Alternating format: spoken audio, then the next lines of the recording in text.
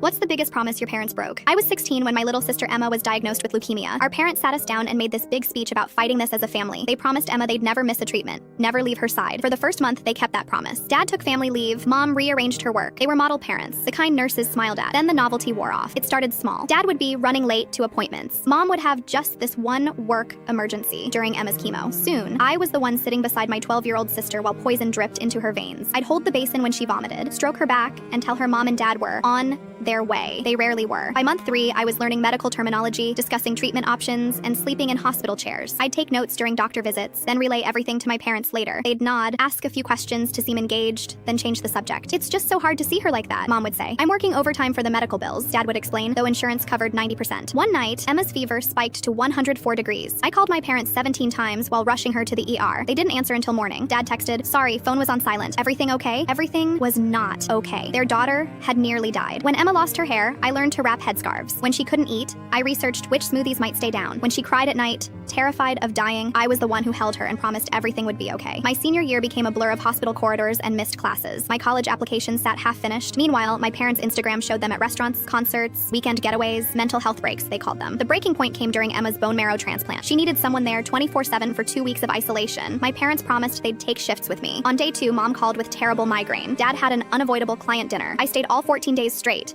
sleeping on a cot, showering in the hospital bathroom. When Emma finally rang the remission bell 6 months later, my parents showed up in new outfits with a photographer. They posted tearful captions about our family's journey and never giving up. The comments praised their strength and dedication. That night, I found Emma crying in her room. "What's wrong?" "This is good news," I said. "They're acting like they were there," she whispered. "But they weren't. You were." After Emma recovered, I graduated and moved out immediately. I took a job instead of college to save money. 6 months later, I filed for legal guardianship of Emma. My parents were shocked, genuinely confused why I would tear apart our family after we'd all been through so much together. The judge reviewed Emma's medical records, noting who had signed every form and attended every appointment. He asked my parents to name Emma's doctors, her medications, or any details of her treatment plan. They couldn't. I got full custody when I was 19. Emma moved in with me that weekend. 3 years later, my parents called. Dad had been diagnosed with lymphoma. The cruel irony wasn't lost on me. They needed someone to drive him to treatments, manage his medications, and help navigate the medical system. Mom was too overwhelmed to handle it alone. "We need you," they said. "Family has to be there for each other." During times like this, I agreed to meet them at the hospital for Dad's first treatment. I sat with them in the waiting room, watching their nervous faces as they confronted the same sterile environment Emma had lived in for years. When the nurse called Dad's name, I stood up, gathered my things, and said, "I hope someone shows up for you." Then I walked out the door and never looked back. Emma and I spent that evening making dinner together in our apartment, talking about her college applications. She's studying oncology now. She wants to be there for children whose parents aren't.